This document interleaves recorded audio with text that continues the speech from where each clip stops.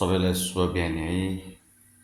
अहिले चाहिँ म अब खाना रेडी गर्न लागिरहेको छु। अहिले चाहिँ तपाईँको आजमा चाहिँ यो बाँको भन्छ, तपाईँहरूकोतिर के भन्छ भने यसलाई बाँको अनि गुर्बो पनि भन्दो रहेछ। जङ्गलमा मात्रै पाइन्छ यो खास कोक्याउँछ पनि यसले। यसलाई चाहिँ चट्टजलले चाहिँ पहिला उसिनी पठाएपछि त्यस पछाडि फेरि यसरी यसलाई चाहिँ चट्ट अब यो हल्का यस्तो ग्रेभी बनाएर यहाँ माथिबाट चट्ट लाग्नुपर्छ। लाएर यसलाई फेरि चलाउनु नहुने रहेछ। चलायो भने कोक्याउँदो रहेछ। मैले चाहिँ यसरी पकाउँछु यो।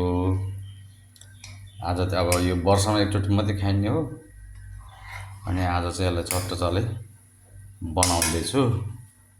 अब हेरौँ कस्तो हुन्छ। यो ट्याक्कै यस्तो बनाएपछि टक्क माथिबाट लगाइदिने। अनि यसलाई लगाइदिइसके पछाडि यसलाई चलाउनु हुँदैन अरे। लगाइदिन्छु।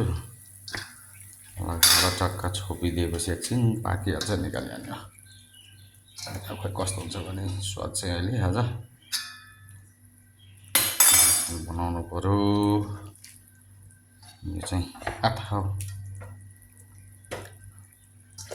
कहिले त मिठै हुन्छ, कहिले चाहिँ खै अब आज चाहिँ अब बनाउँदैछु। खाने हो ल त साथीहरूलाई।